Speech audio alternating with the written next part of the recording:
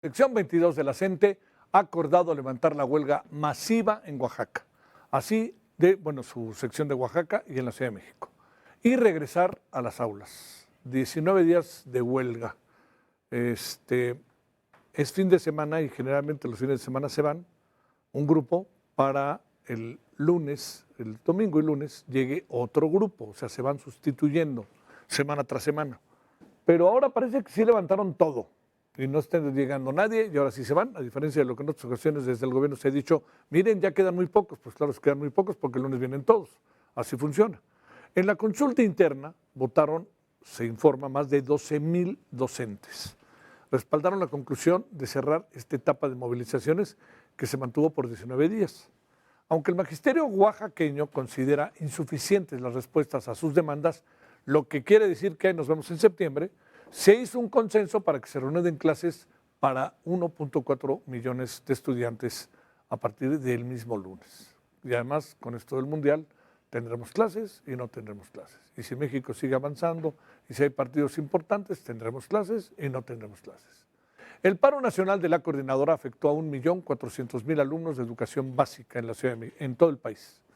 Esto, según cifras de la Organización Civil Mexicanos Primero, que también destacó que se trata de una interrupción grave a la trayectoria de aprendizaje, al proceso de aprendizaje, de enseñanza-aprendizaje, lo que profundiza la desigualdad social, mientras que Chiapas y Oaxaca concentran el mayor número de escuelas que estuvieron cerradas varias semanas, aunque el gobierno federal mantiene mesas de diálogo.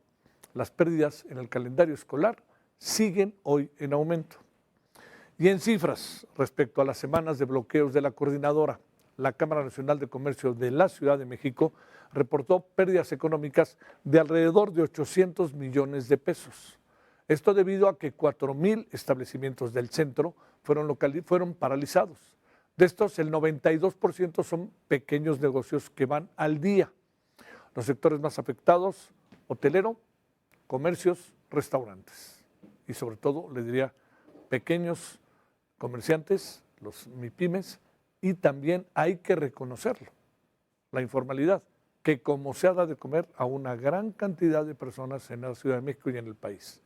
Le agradecemos al maestro Eduardo Backhoff, presidente de Métrica Educativa. Hablemos del tema de la coordinadora. Querido Eduardo, con el gusto de siempre te saludo. ¿Cómo has estado? Javier, muy buenas noches. Muy bien, Javier, afortunadamente. ¿Hubo mucha euforia futbolera ya en Ensenada o no tanto? Sí, aunque este lado también es muy beisbolero, acuérdate por la cercanía con Estados Unidos, Sí.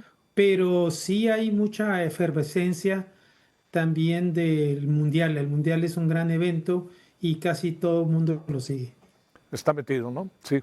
A ver, yo decía, ¿será o no será? O más bien, ya se fueron, Eduardo, la coordinadora, ya no regresa durante el Mundial, pero ahí nos vemos ahora que regresemos a clase en el mes de septiembre, ¿no? A ver, ¿qué es lo que ves de lo que ha pasado? ¿Qué conclusiones? ¿Y qué tanta transparencia hay de lo que se negoció? Bueno, Javier, de lo que uno sabe, ¿verdad? Sí. Yo creo que cambió el tono de la presidenta Sheinbaum en los últimos días, ¿verdad? Endureciendo su discurso, señalando inclusive que algunos de los miembros de la CENTE eran grupos radicales y que no representaban al magisterio. Eso es una agresión realmente para el CENTE, así lo manifestaron ellos, ¿verdad? Y creo que estamos frente a una paradoja que tiene el gobierno y es que necesita acotar el poder de la CENTE, pero este poder en gran medida es producto de las concesiones políticas acumuladas por los gobiernos que le precedieron, incluidos los de López Obrador. Entonces está ante la disyuntiva, ¿verdad?, de cómo contener los paros, las movilizaciones y las exigencias que le hace la CENTE, entre otras cosas, en promesas que ella hizo, como la derogación de la ley del ISSSTE, pero también en peticiones que son imposibles de conceder, como el 100% de los salarios o que regresar en última instancia a las comisiones mixtas para decidir quién ingresa en tanto digamos, en la parte académica, docente, como en la administrativa, ¿verdad? Entonces yo siento que en este momento la gente se está replegando.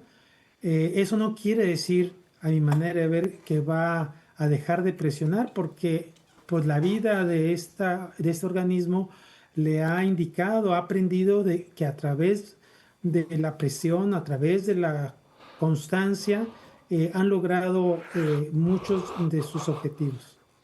Eh, ¿Crees que lleguemos a saber, Eduardo, cuáles fueron los acuerdos que tuvieron?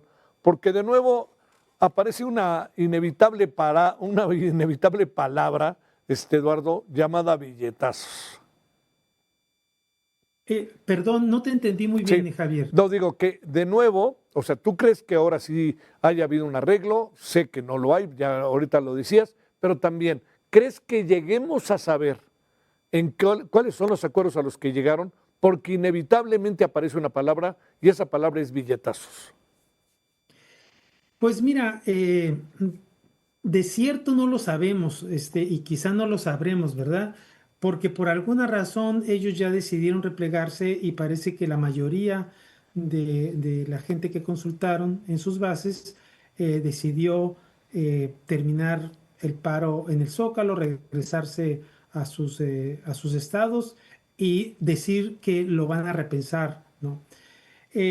Yo sí pienso que algo han de haber logrado que no nos han dicho, pero lo que es obvio es que lo más fuerte que era las peticiones que ya lo hemos platicado tú y yo, las tres peticiones grandes, no se las han dado y yo creo que no se las van a dar. Les van a dar a lo mejor concesiones menores, ya le dieron un beneficio de o aumento de salario, seguramente algo respecto a la jubilación, que en este caso sería recortar el número de años para poderse jubilar, lo cual es muchísimo, porque si tú lo calculas en números, en pesos y centavos, pues son miles de millones de pesos lo que eso representa.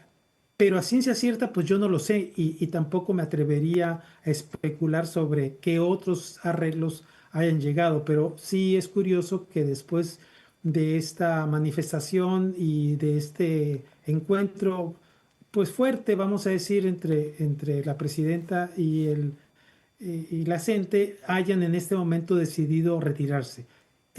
La razón de fondo no lo sé, puede ser un desgaste, pero no acostumbra a la gente a retirarse por desgaste, porque sabe que entre más tiempo pase, mayor es la presión la presión para el propio gobierno. Ujú. Y quiero decir nada más esto y con eso terminar, hay una cláusula en algún lado del gobierno de Oaxaca que le permite al magisterio, en este caso a la gente, manifestarse, no ir a clases y no les descuentan ningún día de salario por no asistir. Y eso les da muchísima fuerza para poder estar todo el tiempo que ellos deseen en las calles. A ver, este, ahora entremos a la verdad, lo más importante. ¿Qué pasa con el 1.4 millones de niñas, niños, estudiantes que los maestros de la coordinadora les dan clase? ¿Qué pasa la organización escolar? ¿Qué pasa con todo eso después de 19 días, junto con los otros muchos días que dicen que ellos acaban arreglando con los papás, con las mamás, con los papás, y que nunca dejan finalmente solos a los estudiantes porque se van rotando? ¿Qué pasa en este proceso, Eduardo Bacoff? Mira, Javier, ellos tienen la obligación de estar frente a grupo Ujú. y no pueden delegar la responsabilidad a los padres de familia.